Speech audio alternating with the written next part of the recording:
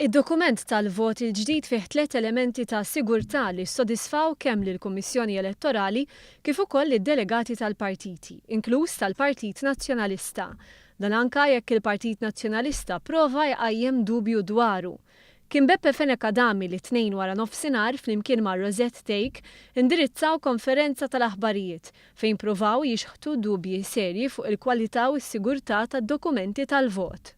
Il-Prim Ministru Joseph Muscat f'sessjoni ta' mistoqsija u tweġiba f'Hall Kirkop appella biex il-Kummissjoni Elettorali titħalla taħdem f'serenità u fejn meħtieġ tinstab soluzzjoni komuni. U rridu naraw u jinċert li għandna naraw illi kulħadd ikun sodisfatt, kulħadd, gvern, oppożizzjoni, kulħadd ikun sodisfatt l-affarijiet kollha li qegħdin isiru bl-aħjar mod possibbli. Nappella l-oppożizzjoni ma tieħux miżuri, ma tużax kliem biex tipprova timmina l-istituzzjonijiet tal-pajjiż. Iżda l-attakk kompla mill-kap tal-Oppożizzjoni li ma jridx ikun investigatu dwar frodi ta' fondi Ewropej mill-Partit Nazzjonalista, imma li dwar il-kwistjoni tal-voti minnu fih rid jaħtaf l-okkażjoni biex għal darb'oħra jipprova jħammeġ lil pajjiżna barra minn xtutna.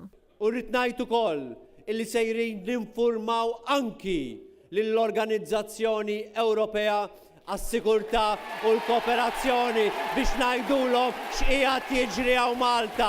Iktar tard fil-għaxija l-Partit Laburista nnota kif it-tip ta' vot kien maqbul bejn kulħadd. Il-kap tal-Uffiċċju Elettorali tal-Partit Laburista Louis Gatt ta' rendikont dettaljat ta' kif jimxi l-proċess elettorali.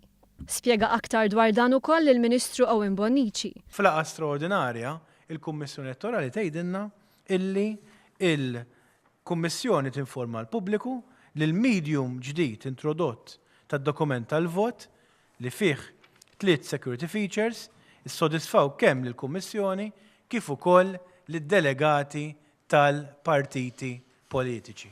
Mela allura għandna sitwazzjoni fejn id-delegati stess tal-partit li tiegħu huwa viċi kap Beppe Fenekadami qegħdin imeru dak li qal Beppe Fenekadami. Fuq kollox il-Partit Nazzjonalista qed jipprova jemmina l-fiduċja fil-Kummissjoni Elettorali u joħloq konfużjoni. Michael Falzon, delegat tal-Partit Laburista fuq il-Kummissjoni Elettorali, fisser kif il-Partit Nazzjonalista lest jemmina l-istituzzjonijiet. Illi l-Partit Nazzjonalista bl-iktar mod inkredibilment baxx lest li jemmina akkosta kollox, akkost illi joħloq konfużjoni fih innifsu. Illi jkollok viċi kap ta' partit politiku illi xi darba qed jaspira li jkun fil-gvern.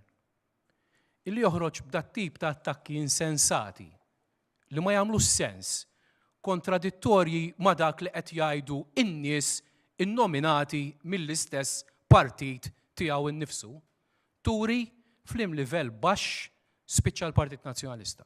Minħata l-Kummissjoni Elettorali indikat fi stqarrija unanima li fil-waqt li d-dokumenti tal-vot għandhom tliet security features għas-serħan ulterjuri tal-moħħ se jkun hemm verifika tal-votanti b'reqqa ikbar waqt il-votazzjoni. Iffaċċjat b'dawn il-fatti 12 siegħa wara Simon Busuttil beda jgħid li kollox irrelevanti għalkemm baqa' jsostni l-pożizzjoni tiegħu. Il-Kummissjoni Elettorali però l-bieraħ ħarġet stqarrija stampa li fiha ikkonfermat li d-dokument fil-fatt għandu tliet security features u li daw kienu maqbula anki mid-delegati tal-partiti. Min qed jikdeb f'dal każ?